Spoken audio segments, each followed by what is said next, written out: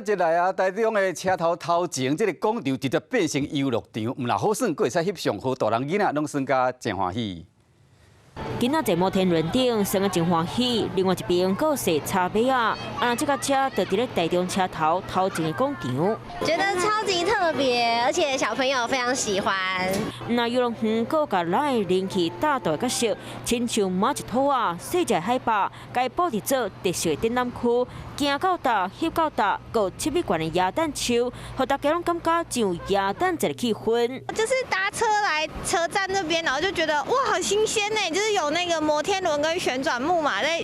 城市中就可以达到，不用特地跑去游乐园。另外，到达快闪店的设站，有较侪大道人气角色，亲像豆卡冰刀、拉拉咸，后尾将拢欢喜甲噗噗跳，嘛陪伴大家度过一个高水趣味的耶诞节。